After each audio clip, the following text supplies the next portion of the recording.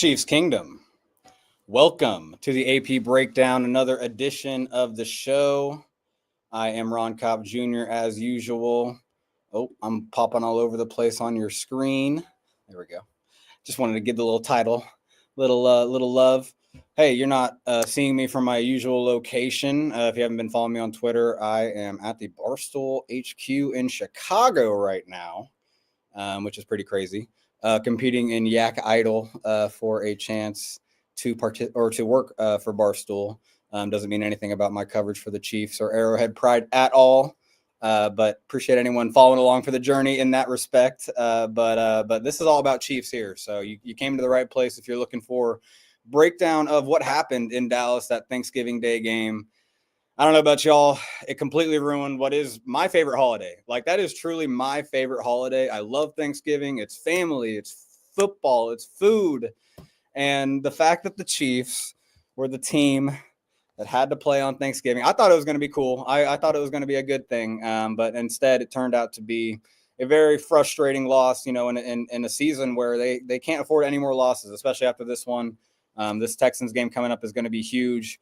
We will see how the Chiefs offensive tackles, whoever pop up out there, hold up against this vaunted Texans pass rush. But all right, let's get into the game because this video is called 5 Drives That Doomed Chiefs in Dallas. If you want to see the positive from this game, I've already tweeted a few things, and so make sure you go check that out. There are positives from this game. The offense was good for stretches. I talked about it in the rapid reaction that the article for the site, the instant analysis I provide every week, that they suffer from a stop and start rhythm. Whatever the reasoning is, it is stop and start. This game was the perfect example of that, and I'm talking about the stop part of the rhythm for the rest of this video. This is the 3rd drive of the game after the Chiefs have already scored twice. They've scored 14 points. Everyone's feeling good. And this is actually after Travis Kelce makes a vintage legendary play. If you haven't seen that play yet, go check out my timeline. I've tweeted it out. Just absolutely legendary play by Travis Kelce. And just something that, we can't take for granted as this guy continues to roll along in this career, 36 years old. Go check that play out and come back if you need to. But this play here is a good way to start just what was kind of a stop and start game, and this is a stop play where you're going to see the Chiefs go under center. Yahoo! We love that. 11 personnel under center. Jared Wiley is actually the tight end because Kelce was probably winded after that long play he just had. He just had the catch and run off of that, off a similar kind of route, actually. Not as deep, obviously, but where he faked an over and went to the sideline. Xavier Worthy here. And you're going to see that he does get the safety to turn his hips. And Mahomes is putting it closer to the sideline than Worthy's angle is. And stop me if you've heard that before. You guys probably are trying to stop me, and I'm not going to stop talking. That was not a great play by Xavier Worthy by any stretch of the means. In terms of I think he just really rounded off the route. Like, look how far rounded this route is, and where Mahomes puts it. If he just has a sharper angle, once he's at the top of that route, once he breaks out, if he gets to the sideline quicker, if he's more direct. Just kind of emphasis, it's just, hate to say it, kind of a lazy route. And Mahomes delivers it as he's getting blown up, as we can kind of see maybe some of the fun in pass protection. Kingsley gets beat and allows that to happen. I just feel like that was not a great route by Worthy, and we've seen that too much. And then you get in 2nd and 10. And then this play happens and blah, blah, blah. Okay, it's just, now it's 3rd and 10. Oh, wait, hold up. There's holding on Josh Simmons. And he's just protecting Pat. The play after he just got ripped apart, or blown up, I should say, by number 90. We just saw that. That was the play before. This is the play after that. Josh Simmons is trying to protect our franchise. He's trying to protect the quarterback. He does not want Pat to get rocked right here. And it cost him 10 yards on 2nd and 10. So now it's 2nd and 20. And now you're just, all right, I guess we just got to find field goal range, right, at least. So let's set up a tight end screen for Travis Kelce to get loose into the middle of the field like we all have seen plenty of times. And this is just well defended, I would probably say, on the Cowboys' part. I think Travis does his best to sell this against 41, who just doesn't really buy it.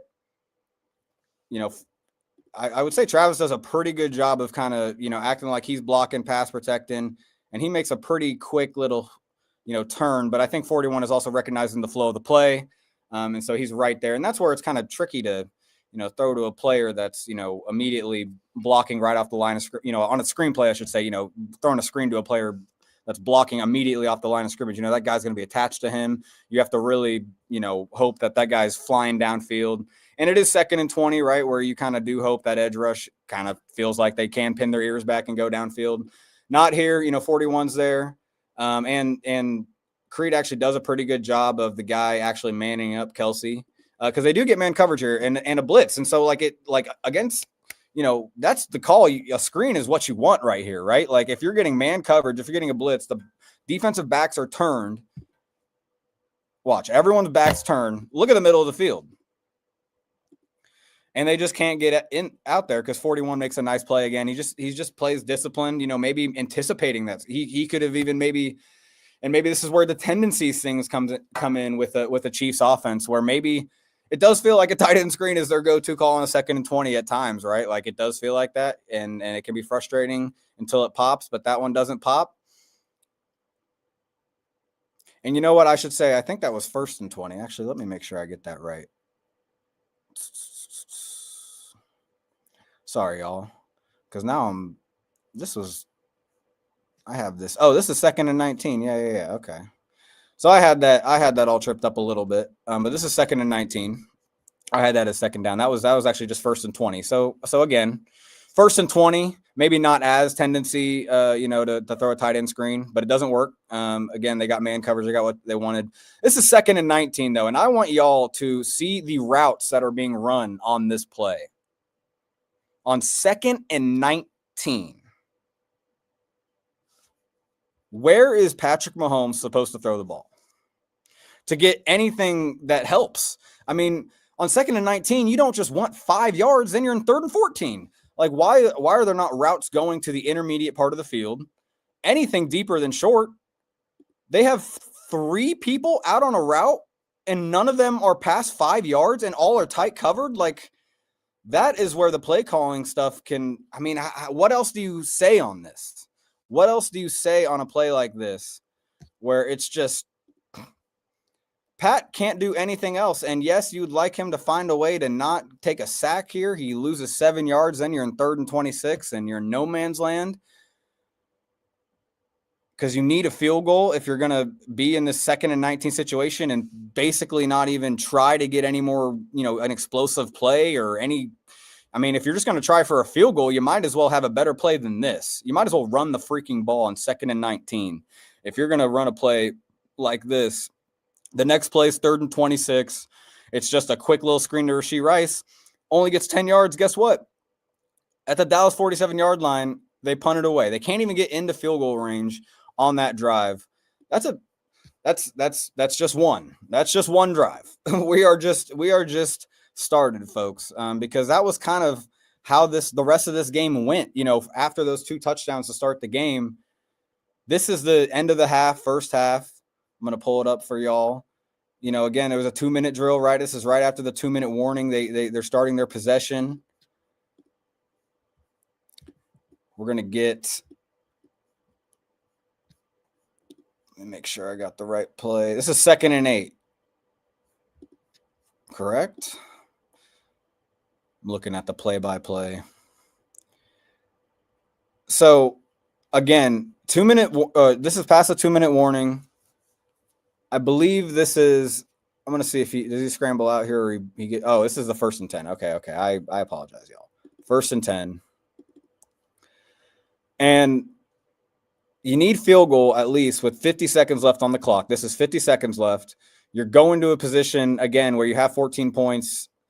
Like, let's try to get at least a field goal. We get ball at half, right? Like, and first of all, I should have done a better job of pointing it out on the first slide, but the pressure kind of caves in on Mahomes and it kind of affects him. But, I think this high-low, you get him to commit. You have, safeties playing from depth where Kelsey does have this window to settle into. You'd like Mahomes to play with some anticipation. Notice that the linebacker 59, right? Watch 59. He does, he doesn't necessarily commit himself so hard to 9 that Mahomes can see it clearly, but I think not going to the middle of the field at all, not tightening with Kelsey's route towards the middle of the field whatsoever. I think Mahomes, if he just kind of maybe anticipates this a little better, he can get it to Kelsey. He feels the pressure, tries to get it to Juju just to salvage, incomplete. Now we're looking at 2nd and 10. And now, disaster strikes to an extent when we're trying to get a field goal because Josh Simmons gets called for a holding, and we don't know if that's holding. We actually know it's not holding. Josh Simmons is already so good at the snatch technique. We'll get to that in a second. But watch Tyquan Thornton on the top of the screen in a situation where he has a pocket. Maybe, you see that middle of the field safety, right? Xavier's taking him. Tyquan, I kind of drew the route like he got inside, but he goes outside leverage, just flies down the field. I don't know. Do you give this shot to the corner of the end zone? That could have been, a shot Mahomes could have taken. Honestly, the check down works out really well. But again, Josh Simmons gets called for holding, disaster strikes. Good Lord, they called that holding. That is ridiculous. Oh, my goodness gracious. I need to switch my camera angle, by the way. No, what the heck? And so we get to a play on, what is this? 2nd and 20.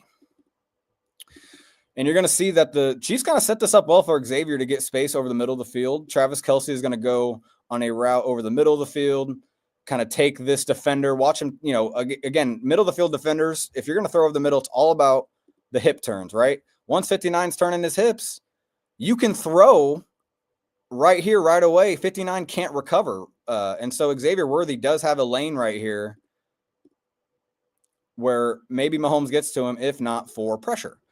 And I just put out this stat actually today that I thought blew my mind a little bit, that this is the least pressured season of Mahomes' career in terms of per drop back. He is the 4th least pressured quarterback in the NFL this year per Next Gen Stats.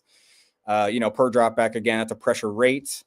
And it's crazy that that's the case, because it does seem like, pressure does seem to be impacting him. And that's where it almost feels like what's going to happen when these offensive tackles that are backups, not Josh Simmons, come in. Simmons, we'll see what happens. There's second evaluation on his wrist. Maybe he can play through it, but maybe not right away. And so to finish off this drive, let's get back to that play. This was actually, 3rd and 16. I thought this was 2nd down.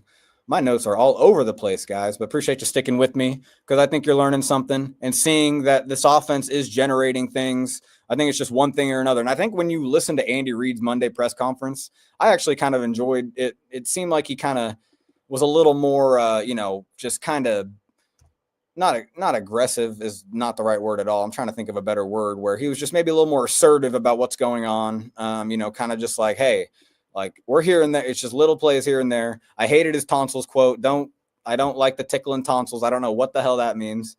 But I will say that, I think he is in a position. He feels like he's in a spot right now where hopefully he's really getting into the guys and really getting them motivated to finish the stretch strong. All, mostly home games, the important games at least. But again, if the pressure doesn't get to Mahomes here, there is this play here. But they need a field goal in this situation before half. You're right at Dallas's midfield, and Mahomes can't find a way to get a completion for that field goal to kind of stay in that field goal range, and they have to punt again. Not great. Not great. That's 2 drives. That's 6 points off the board just because they couldn't get a few more yards. Because Harrison Butker can make it on, a long range, indoor especially. He can do it.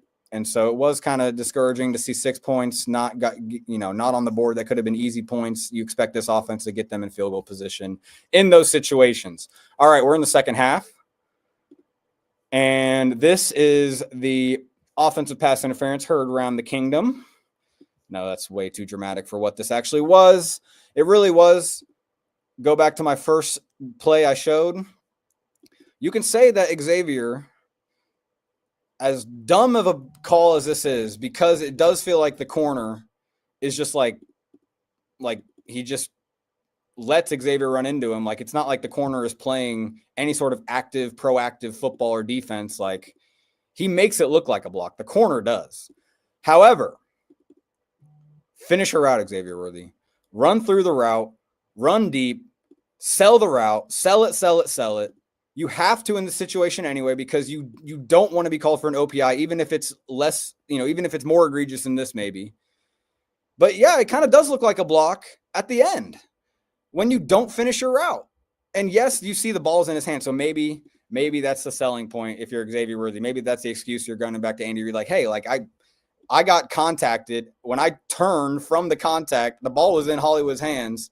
Like, what else am I doing? Like, I should be a blocker at that point. At the same time, if Xavier is a little stronger in his route, if he just acts a little more in his route, like he's heading downfield, not worried about where the ball's going or that the ball is even out at this point, I think he could get away with not being called for OPI here. I do think this was a bad call either way, but it dooms a drive. This is, let's see, this is what, 3rd and 6, and it turns into 3rd and 16. And what do you know? Nothing downfield. Oh, man, he could have had Kelsey if he stayed in the pocket.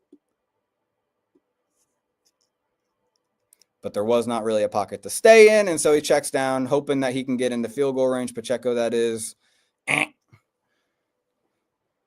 So, again, like, even if these drives, like, this was almost a difference last year, I want to say, is like even when the Chiefs, because we've always talked about red zone struggles with the Chiefs, right? Like finishing drives in the end zone, scoring touchdowns in the end zone. We've talked about that. But the thing is, like, it seems like in the past, they've at least gotten to a point, if they're not finishing drives for touchdowns, they're getting to field goals. And in this game, it was touchdown or nothing. And that made a difference, right?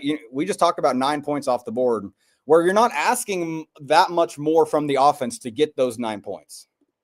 That's really what it is. And so we got to the 4th drive here. I call it the 4th drive. The 4th drive of the punts, the series of punts that doomed the Chiefs. Again, I'll take the opportunity here to say, yes, the defense could have played better, right? Yes, Trent McDuffie got worked by CeeDee Lamb and George Pickens, and so did the other defensive backs. I mean, all of them. Do you wish that Spags would have maybe realized that, okay, just because Trent McDuffie is getting owned doesn't mean I can just put Jamari Conner on him on a play where he's, gains 51 yards in the, late in the 4th quarter. That's where Spags' unpredictability can bite you in the butt. Really, that's where I always just come back to. We have Patrick Mahomes as our quarterback in Chiefs Kingdom. This offense should be the reason this team wins. This offense should carry this team to victories, and the defense should do enough to not screw it up for the offense. It should not be the offense doing enough and not screwing up for the defense. There should not be reliability on the Chiefs defense. It should never be like that. Yes, we've seen them be elite. In 2023, that was an elite unit. It was an elite year. That was an awesome year. Very fun year. But we got to be honest about what this defense is this year. Young defensive backs besides Trent McDuffie, or I should say safety. Sorry. It's the safety position that honestly, it's young. Spags can't use guys like Justin Reed in the past. I think just that there was something about maybe veteran savvy when he's blitzing, or just hiding it, disguising it, or maybe dropping out. And, I just feel like I was ready to move on from Justin Reed. Don't get me wrong, but it does feel like we're not getting that same playmaking from the safety level as he was able to provide for key moments in this run. And so all that to say, we should expect the offense to score 30 plus. Like 28 points is not enough again, and especially in this game at Dallas on a short week. What the Cowboys offense is. CeeDee Lamb and George Pickens are going to overwhelm your defensive backs. Like Jalen Watson is a good matchup for bigger receivers, but that's the special thing about the 2 receivers in Dallas is they are not just bigger receivers, right? They are playmakers, after the catch, they're playmakers before the catch. And so you always were going to have that situation. This Cowboys offense is hot. They're one of the best pass offenses in the NFL. You can't say you can't dispute that really, at least in the current being where George Pickens is one of the most productive receivers in the NFL this year, and he's not even, I would still argue CeeDee Lamb's a better receiver, overall, although who knows, it's starting to get kind of, hard to tell. All that to say, the Chiefs offense needs to be the reason they win, especially in these kinds of games when you're expecting maybe some points. And this is another drive in the game. I'm going to let it run while I make sure I'm giving y'all the right information on what drive this is. So let's see. That is right. So it's incomplete to Kelsey downfield. Yeah, this is 1st and 10 from midfield. And what I point out about the play design is you love to see what Xavier Worthy does here on the release. You kind of see, watch his head movements. I think he kind of tries to sell like he's maybe going deep or going on a true out route. And then he comes underneath, not necessarily open, don't get me wrong. But I think, the way he's moving away, if the throw is away from the defender's leverage, I think Xavier Worthy is the route to throw to here. Instead, he gives Kelsey a chance to make a big play, which, hey, honestly, individual coverage, that's Marquise Bell, a safety who I feel like Dallas uses in the box a lot more than as, a coverage player. And so maybe, that's the call there. And maybe Mahomes feels good about giving Travis this ball. Like, I can't dispute that. It's almost there. If it's a little lower, Travis has a chance to bring that in. But again, that's 1st and 10. Now we're in 2nd and 10. Or no, sorry, that 3rd and 4 is here because we just had a 6-yard run. So now we're in 3rd and 4. You're going to see Tyquan, Rasheed cross the field. It looks like mesh at first, but you're actually going to see that because usually mesh, Rasheed is actually going to go under Tyquan here, right? Because it's going to be a shallow crosser. Everything else about this is mesh.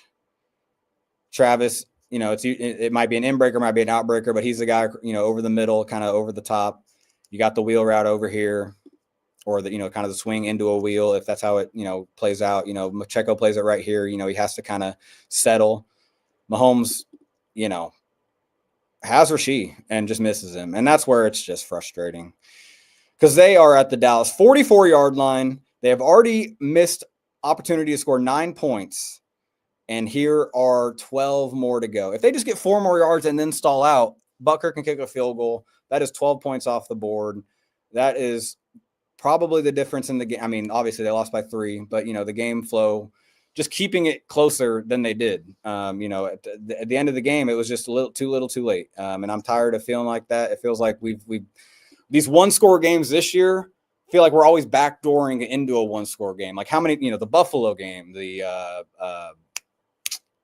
Chargers game was kind of that way, where not to take away from the comeback aspect of it, but we need to be in a better position before the comeback. So anyway, here we go. Last drive that I'm going to break down for y'all. Appreciate y'all joining me. Hope y'all are enjoying it. Hope y'all are learning something. Tune in tonight to the Barstool After Dark stream. We're going to be searching for needle in a haystack. And so you'll get to see me crawling around on my knees and hands looking for that. So hopefully you guys can enjoy that. I do it for the people. All right. So last drive here. We're going to get to 2nd and 14 here because of a holding penalty on Mike Caliendo. Next play is just a little quick throw to Xavier Worthy. Boom, we're in 2nd and 14. How many times are we going to be in 2nd and 14, 2nd and 15 with this offense? But we continue to do it. But what I point out here is that in this situation, late in the game, in this situation, it is 28-21, I believe. Let me actually double check that for y'all real quick while this play runs, so I'm not giving y'all false information. Because I believe, 28-21. Yeah, Dallas is up 7 here. And so this drive is very, very, very important with 11 minutes left in the fourth quarter. If you give the ball back, you may not get the opportunity to, score again within a 1-possession game. It's going to be a 2-score game at that point. That's what happened. And so here on 2nd and 14, there's a chance for Mahomes to kind of make a bigger throw, a more clutch throw. It's tough because You see Pacheco breaking out, and that's honestly probably the right play. He probably should have got it to him quicker to give Pacheco the angle up the sideline, right? Kind of release it a little quicker. And maybe he was looking at Rice.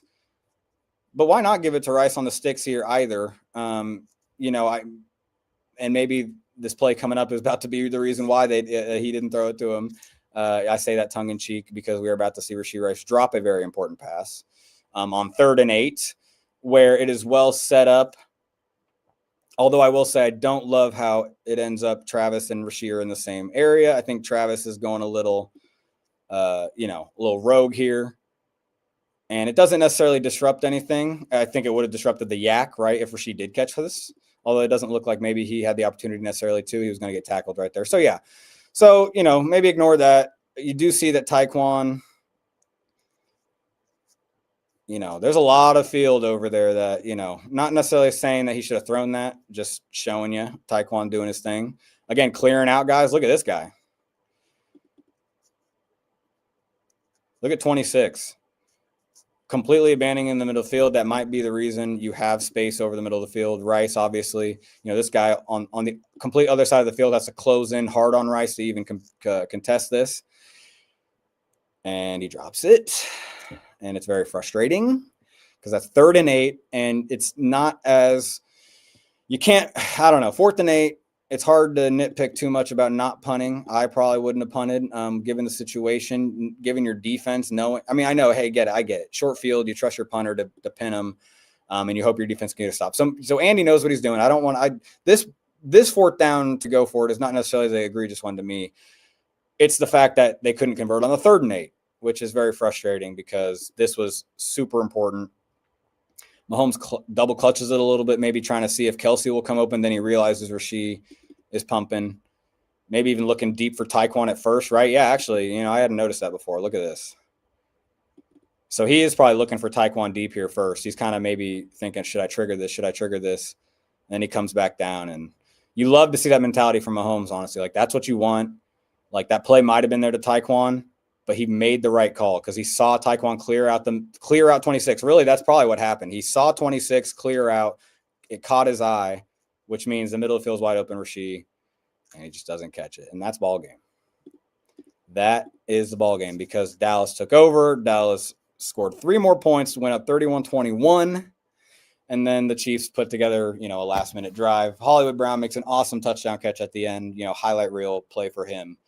But, yeah, I break down those possessions to just show, like Andy Reid talks about, like it is just like a play away half the time.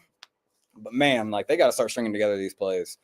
And so I'm of the belief that this team right now, for whatever reason, are Arrowhead merchants. So if you are one of those that will be out there Sunday night, make sure you bring the noise. Make sure you're loud on 3rd down. Make sure whoever it is, I think CJ Stroud's back. Off the top of my head, sorry, my brain's a little scrambled if it's Davis Mills or CJ Stroud yet. But just bring it for him. Bring it, please, Chiefs Kingdom. I will not be there, but bring it for me.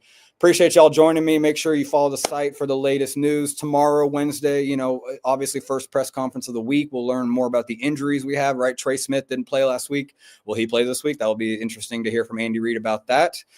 Josh Simmons obviously got that, getting a second evaluation. Maybe we get an update on that. Jawan Taylor, right. There's a lot to tune into. So make sure on the site tomorrow, arrowheadpride.com, you are following us. Make sure you follow me on Twitter.